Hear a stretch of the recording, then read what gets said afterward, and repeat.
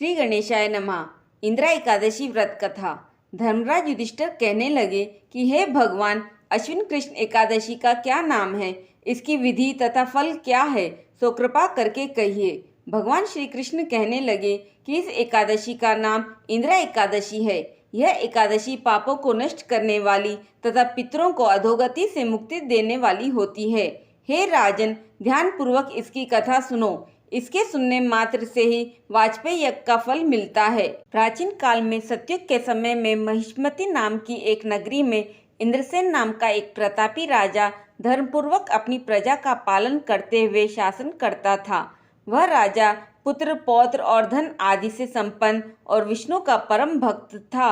एक दिन जब राजा सुखपूर्वक अपनी सभा में बैठा था तो आकाश मार्ग से महर्षि नारद उतरकर उसकी सभा में आए। राजा उन्हें देखते ही हाथ जोड़कर खड़ा हो गया और विधि पूर्वक आसन व अर्घ्य दिया। सुख से बैठकर मुनि ने राजा से पूछा कि हे राजन, आपके सातों अंग कुशलता पूर्वक तो है, तुम्हारी बुद्धि धर्म में और तुम्हारा मन विष्णु भक्ति में तो रहता है। देवर्षि नारद की ऐसी बातें सुनकर राजा ने कहा, हे महर्षि, आपकी कृपा से मेरे राज्य में सब कुशल है तथा मेरे यहाँ यज्ञ कर्मादि सुकृत हो रहे हैं। आप कृपा करके अपने आगमन का कारण कहिए। तब ऋषि कहने लगे कि हे राजन, आप आश्चर्य देने वाले मेरे वचनों को सुनो। मैं एक दिन ब्रह्मलोक से यमलोक में यम से मिलने को गया। वहाँ श्रद्धा पूर्वक यमराज से पूजित होकर मैंने धर्मशील और सत्यवान धर्मराज की प्रशंसा की। मैंने वहाँ महान ज्ञानी और धर्मात्मा तुम्हारे पिता को देखा। उन्होंने संदेशा दिया, सो मैं तुम्हें कहता हूँ। मुनि ने कहा कि पूर्व जन्म में तुम्हारे पिता का कोई विघ्न हो जाने के कारण एकादशी का व्रत खंडित हो गया था। इसके परिणाम स्वरूप उन्हें यमलोक में यातनाएं सहनी पड़ रही है।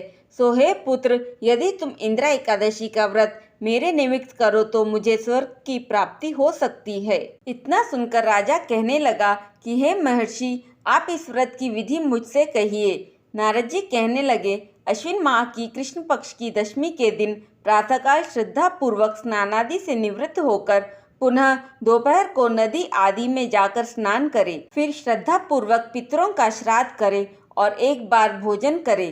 प्रातःकाल होने पर एकादशी के दिन दातुन आदि करके स्नान करे।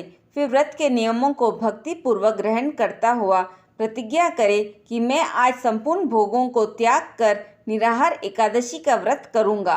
हे अच्युत, हे पुंडरीकाक्ष, मैं आपकी शरण में हूँ, आप मेरी रक्षा कीजिए। इस प्रकार नियम पूर्वक शालिग्राम की मूर्ति के आगे विधि पूर्वक श्राद्ध करके योग्य ब्राह्मणों को फलाहार का भोजन कराएं और दक्षिणा दे। पितरों के श्राद्ध से जो बच जाए उसको सूंघकर गौ को दे तथा धूप, दीप, गंध, पुष्प, नैवेद्य आदि सब सामग्री से ऋषिकेश भगवान का पूजन करे। रात में भगवान विष्णु के निकट जागरण करे। इसके पश्चात द्वादशी के दिन प्रातःकाल होने पर भगवान विष्णु का पूजन करके ब्राह्मणों को भोजन कराए। भाई बंधुओं, स्त्री और पुत्र सहित आप भी मौन होकर भोजन करें।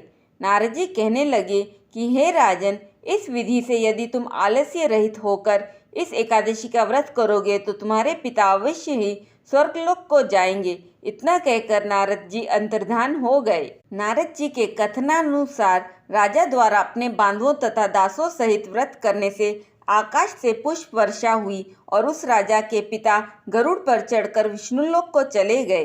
राजा इंद्रसेन भी एकादशी के व्रत के प्रभाव से निष्कंटक राज्य करके अंत में अपने पुत्र को सिंहासन पर बिठाकर स्वर्गलोक को चले गए। हे युधिष्ठिर, यह इंदिरा एकादशी के व्रत का महात्म्य मैंने तुमसे कहा।